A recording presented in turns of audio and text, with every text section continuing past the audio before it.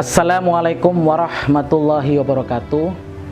Perkenalkan, nama saya Dr. Heri Munajib, anggota dari RMI NU Gresik. Kebetulan saya yang membidani seksi kesehatan di RMI PCNU Gresik. Pada kali ini saya ingin coba menyampaikan materi tentang bagaimana hukumnya sikat gigi ketika berpuasa. Tapi sebelum kita bahas, saya ingin coba memperkenalkan bahwa satu-satunya RMI di Indonesia yang memiliki anggota dokter hanya ada di PC RMI NU Gresik. Di RMI lain saya kira kok saya belum pernah menemukan, dan itu sudah diamini sama Gus Rozin, Gus Abdul Ghaffar Rozin sebagai ketua RMI, ketua PP RMI PBNU. Jadi RMI NU Gresik ini sangat istimewa karena apa? Banyak sekali program-program kesehatan yang sudah kita lakukan. Di antaranya adalah Poskestren virtual terpadu dengan santri Husainnya, yang saat ini sudah diadopsi secara nasional menjadi Salam Dok, dan semua orang bisa konsultasi gratis. Hanya tinggal install Play Store, tinggal ketik Salam Dok. Kemudian semua santri pondok pesantren se-Indonesia bisa konsultasi gratis. Ya, setelah konsultasi paling enggak membaca Fatihah lah buat dokter yang sudah diajak konsultasi. Kalau kasusnya ringan Al-Fatihah, kalau berat ya Yasin gitulah. Jadi di sini keistimewaan kita adalah santri itu bisa menjadi apapun. Jadi saat ini banyak santri-santri kita yang sudah menjadi dokter. Bahkan banyak sekali santri yang saat ini sudah menempuh pendidikan dokter spesialis. Alhamdulillah, saya pribadi saat ini sedang menempuh pendidikan dokter spesialis saraf di Universitas Airlangga, yang memang wasilahnya waktu itu adalah lewat NU.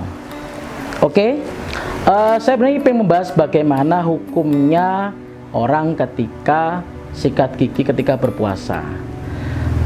Dari beberapa literatur, saya ambil dari kitab Al-Majmu' dari Imam Nawawi itu menyampaikan bahwa ketika seseorang ketika dalam berpuasa dia berkumur dan kemudian melakukan siwak dengan siwak basah, bila air itu tidak masuk, akan tetapi bulu-bulu siwak yang halus itu masuk, hampir semua ulama mengatakan bahwa itu sudah batal puasanya, alias haram.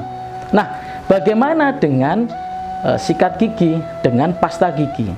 Saya kira kalau kita menganalogikan itu sama. Jadi bayangkan pasta gigi yang ada di pasaran itu kan paling enggak ada yang rasanya manis, ada yang rasanya mint atau pedas. Nah, siapa yang bisa menjamin ketika kita menyikat gigi itu tidak tertelan? Sebagai gambaran ini saya coba membahas dari segi kedokteran ya. Jadi lidah kita itu ada berbagai reseptor. Reseptor manis itu di lidah bagian depan, reseptor asin dan asam itu di samping kanan kiri, dan reseptor yang pahit itu ada di belakang.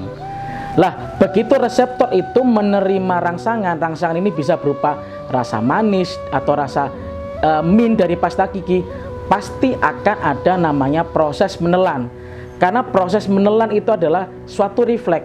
Jadi siapa yang menjamin ketika kita menyikat gigi di siang hari tidak ada pasta gigi atau air yang masuk? Sekali lagi, proses menelan itu adalah suatu refleks. Jadi refleks itu seringkali tidak kita sadari.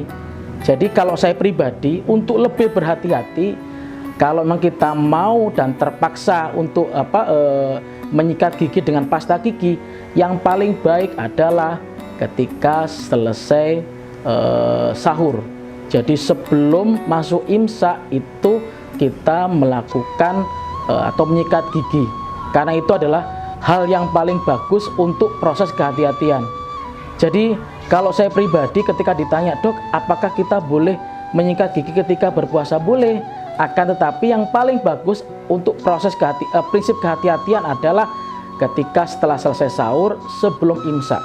Karena apa? Kita tidak bisa menjamin ketika kita menyikat gigi di siang hari atau di pagi hari sajalah, paling nggak pukul 7, pukul 8. Siapa bisa menjamin tidak ada pasta gigi atau air yang tertelan? Ingat, proses menelan itu adalah suatu refleks dan sering tidak kita sadari. Meskipun itu yang masuk kecil, siapa yang tahu. Jadi sedikit itu yang bisa saya sampaikan bagaimana sudut pandang orang ketika mengikat gigi dari segi agama dan dari segi kedokteran. Jadi kalau saya pribadi untuk membahas ini saya kira nggak ada masalah. Jadi dokter itu banyak santri. Oleh karena itu nggak ada salahnya Bapak Ibu sekalian menyekolahkan anak di pondok. Karena sekarang pondok itu bukan pendidikan yang jelek. Karena apa? Produk seperti saya dan teman-teman saya itu banyak sekali jebolan-jebolan pondok yang saat ini menjadi dokter juga dan bahkan spesialis. Ayo kita mondok dan tidak usah ragu untuk memondokkan anak-anak kita. Bagaimanapun juga masa depan mereka adalah tanggung jawab kita. Akhirul kalam, wassalamualaikum warahmatullahi wabarakatuh.